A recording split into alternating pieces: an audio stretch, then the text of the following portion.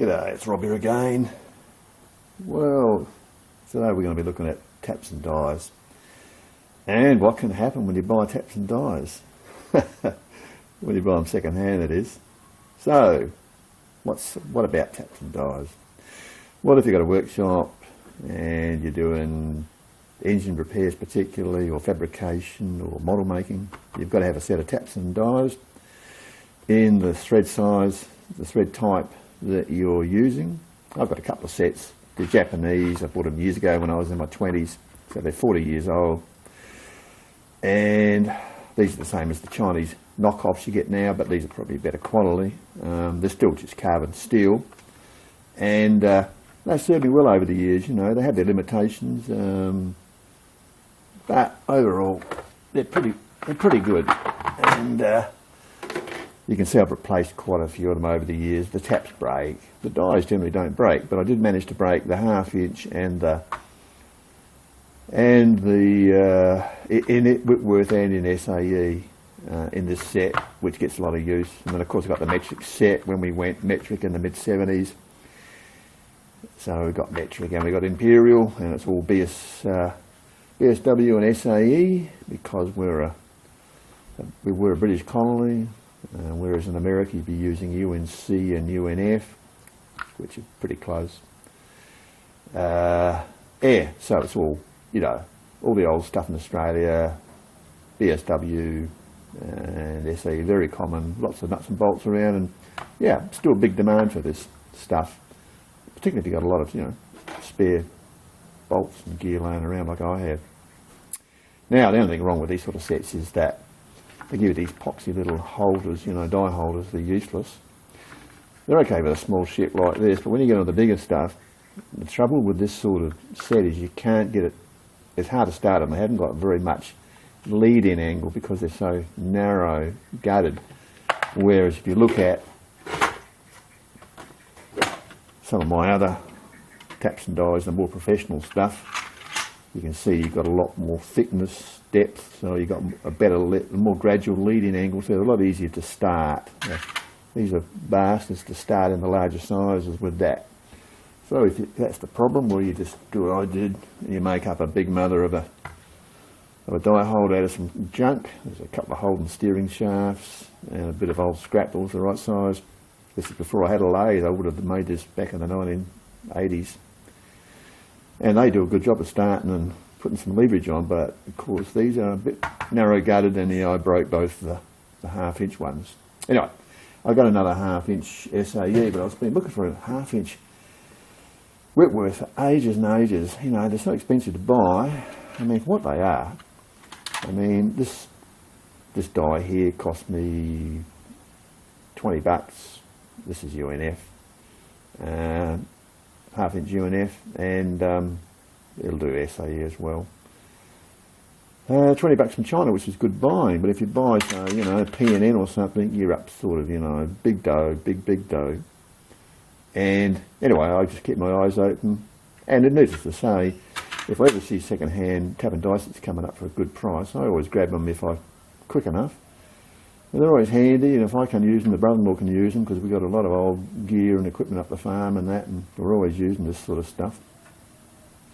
I mean, this set's had more use than the metric, probably. They're both well worth having. Anyway, cut to the chase. I was looking on Gumtree, as I often do, and it blew me down. There was a set of Whitworth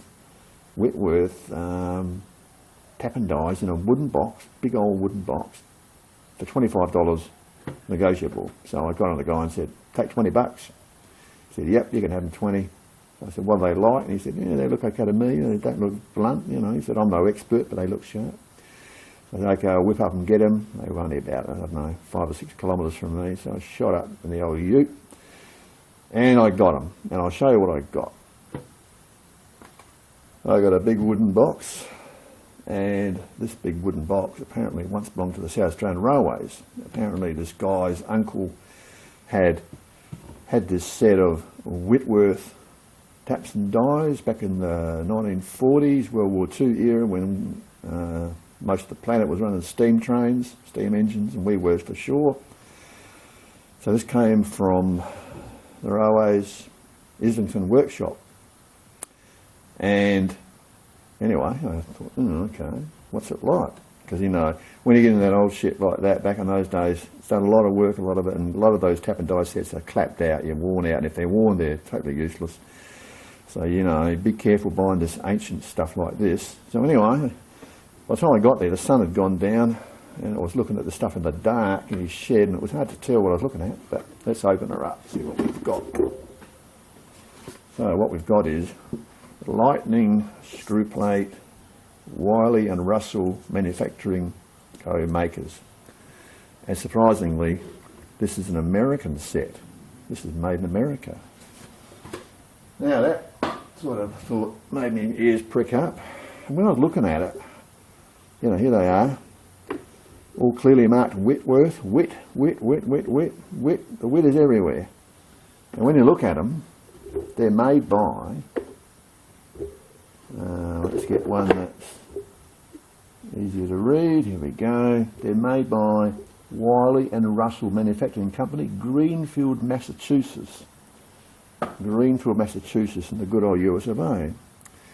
Anyway, it's pretty dark in the shed, you know, and I was looking at this stuff and it all looked like it hadn't been used. The grease was still on a lot of these taps, you know. There's a couple of taps missing, but and one guide. These are guides to keep everything good.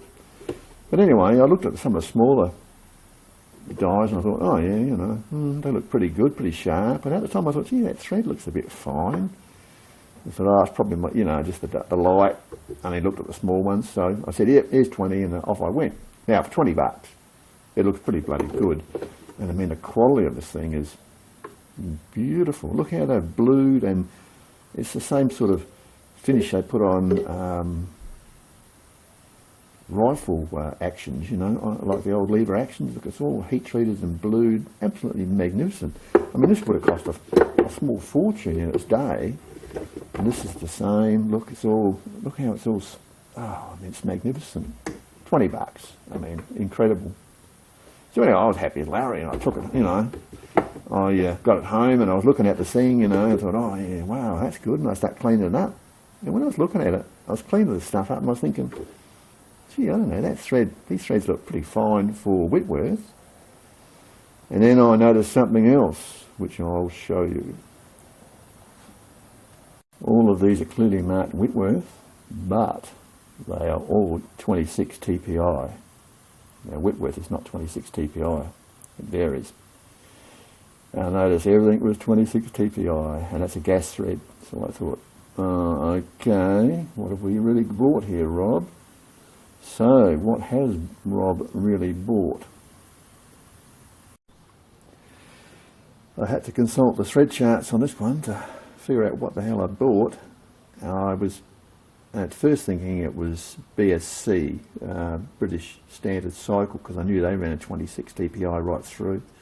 But the Whit had me confused, and then I dug a bit deeper and figured out it's actually BSB, British Standard Brass, and the Whit refers to the Whitworth pitch, which is a 55-degree pitch, whereas all the other stuff is pretty much 60. So that fits in perfectly with where it came from, the railways department, because they would have been dealing with high pressure steam, brass fittings, stuff like that. So yeah, that's what I've got.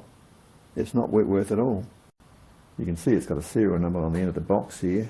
Now that's probably from the railways. They used to love putting numbers on things.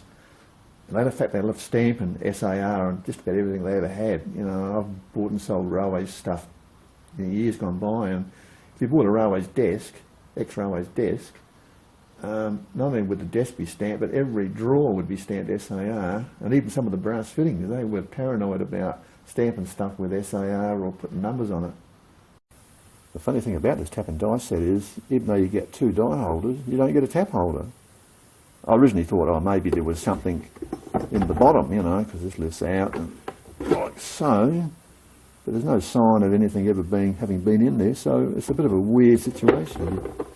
You get the taps, but you don't get the tap holder. Weird.